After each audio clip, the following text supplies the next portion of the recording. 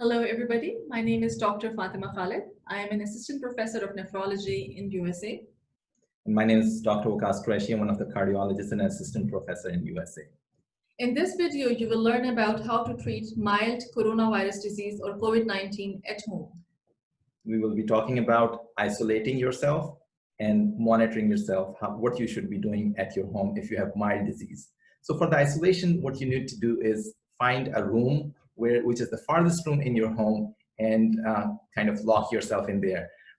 And you should be in a room where you have accessibility to a bathroom, or it should be attached to the bathroom so that nobody else is using that bathroom, because there has been some infection transmission through the bathrooms as well.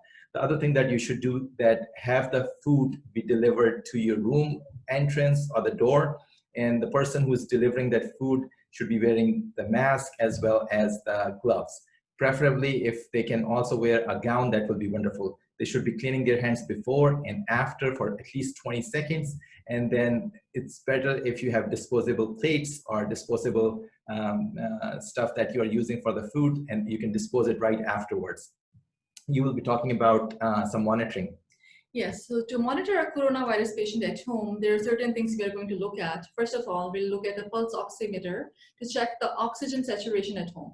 You can find this device called pulse oximeter at any pharmacy shop. Also, certain Android phones have a health app in which you can track your oxygen saturation. Any oxygen saturation less than 92% is a worry sign or a danger sign. And if the oxygen saturation drops less than 90%, you definitely should go and see a doctor.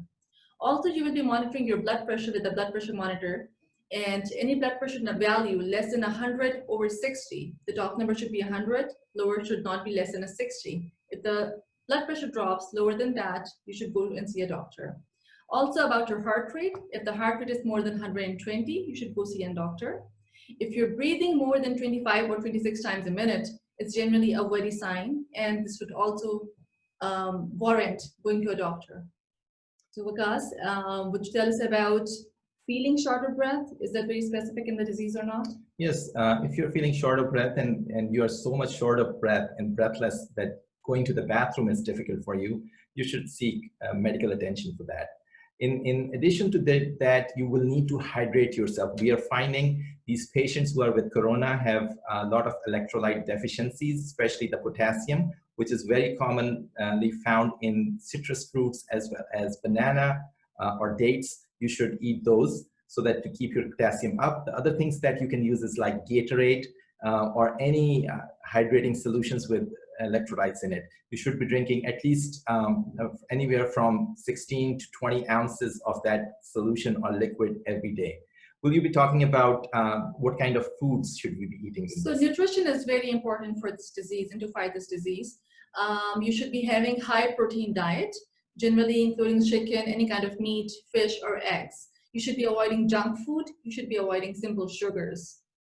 So Waqas, would you also tell us about what kind of medicines a patient should take at home? Yes, so the medications for the fever, such as paracetamol or Tylenol, as available in USA, should be taken. In the beginning, there was a concern from France that if taking ibuprofen is a problem, although later on the studies showed that it was not a problem. So you can alternate these medications like Aleve or ibuprofen, as well as the medications such as Tylenol. Now you need to know that you should not have any contraindications to these medications. So that's number one. For the cough, you can have humidifier at home. You should be able to do some gargles to keep the back of the throat wet.